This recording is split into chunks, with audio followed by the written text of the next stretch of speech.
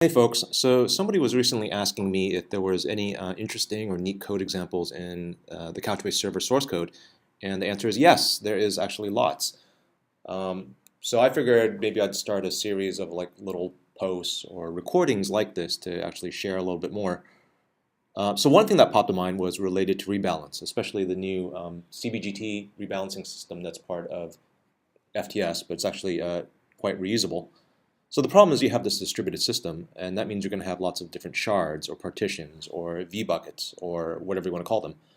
And eventually some orchestration system is going to figure out where these shards need to be assigned.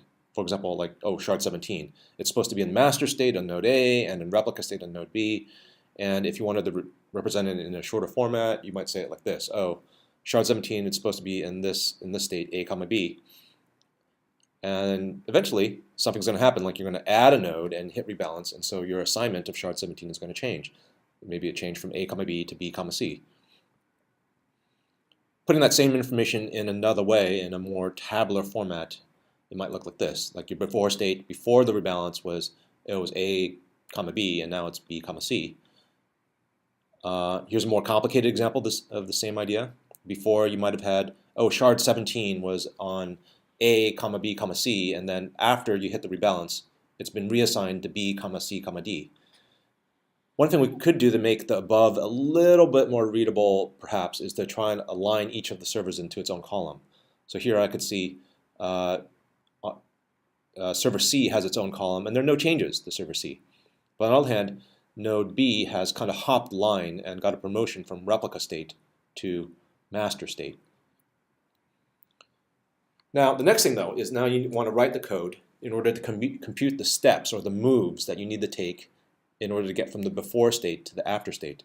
For example, here might be a series of plausible step-by-step moves that you might make. Same example, we started off with A comma B comma C, and we want to end up with B comma C comma D.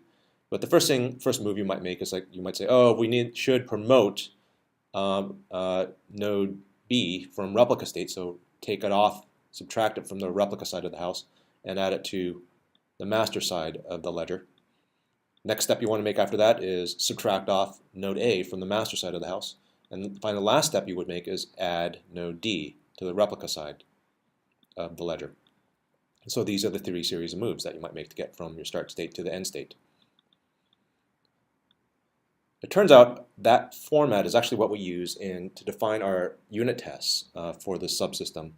And so you can go to GitHub and take a look at it, but here I have it open on my code text editor. So here for test number 20, I could see that here was a start state, here was an end state. It looks very similar to the example on the left. And here are the three moves that were made to get from the start state to the end state.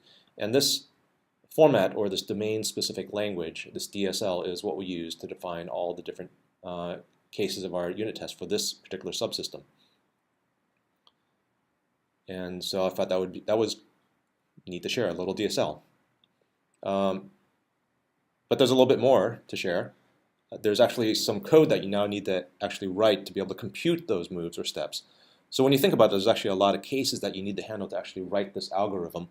You need to figure out all the nodes being added, the nodes being removed, the promotions of replicas to master, and the demotions. The actual code is here. Moves.go, it's a hunk of Golang. I also have it popped open on my code text editor. This function is called calc partition moves. Nice doc string that describes what's going on here. But as I scroll down here for a little bit of it, I could see, oh, it has a helper function called add moves, and that helper function is being called several times. There is a policy configuration check here that favor min nodes. That means whether or not we tolerate or want to be able to handle multi-master situations. For some situations like a KV vbucket scenario, multi-mastership would be really bad. For other things like index partitioning, multiple masters, not a problem, because they're already all these partitions in an indexing system are already secondary. But to handle false favor min nodes is one else case, and the opposite side is another else case, and it turns out that's it.